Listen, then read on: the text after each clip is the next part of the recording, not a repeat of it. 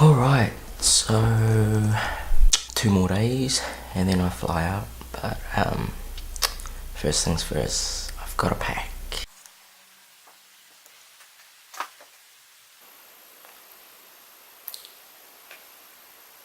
And I just realised I've got way too much stuff.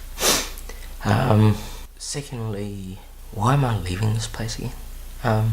It's a beautiful place. Sydney, one of the most beautiful cities in the world.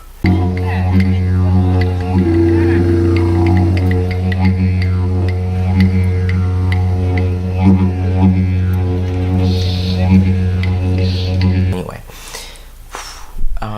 what I also wanted to share with you was how I booked my flight to Singapore. So here's tip number 1. The website that I always go to first is kayak.com. It is the most useful website, so you can search by exact dates. You can also search by date ranges, so you pull up a little matrix, which I'll show you here, on how to actually view the best pricing available if your travel schedule is flexible. So it is so useful, so handy. It is the #1 website I always use. So for those of you that always ask me what website I use to get all my good prices for my flights, that is the one. So secondly, you can also search by the nearest airport to the one that's available, to the one that you're going to as well, and you might find that there's actually better pricing available to some nearer airports. If you're going to Bangkok, you can either go to Bangkok International or you can go to Don Mueang, which is the secondary airport. So some of the cities in the world have more than one airport. So if you actually enable that option on Kayak, it'll actually pull up the cheapest available flights to anywhere in that region. So that's really useful. Also, once I've done the search on Kayak, what I will actually do is I'll actually do a second check using the same information. So using the cheapest flight information that I've got there, using the dates that I've got by the matrix, what I will do is I'll also cross-reference it with Skyscanner. Now, Skyscanner is really good sometimes, where it will actually give you some better pricing than what's on Kayak.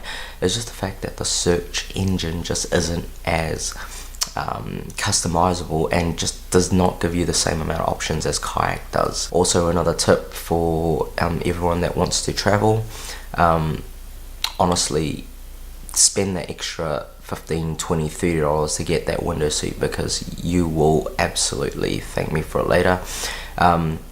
Some of the views that I've seen outside of a plane window are just absolutely mesmerizing. So that's tip number 2.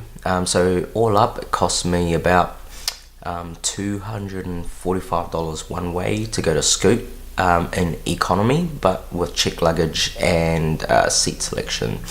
And that's also including credit card fees, etc. So I'm planning to spend about a week in Singapore, maybe 5 days, and we will see.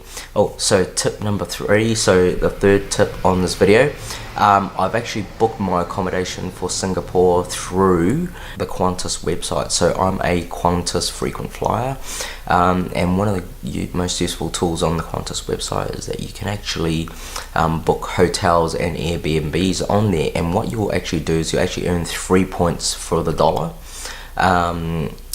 for the accommodation that you've booked. Plus, using my Amex Qantas Premium card, I'm also earning an extra 1.5 points on those bookings on my credit card. So I end up actually earning about 4.5 times the amount of money that I spend in points. So I'll show you at a later stage the flight that I've actually booked back to Sydney, which is using my frequent flyer points in business class. So that's my tip for today. Apart from that, I have got to drink more coffee, I've got to pack, I've got to clean up all my stuff. So this is my first post.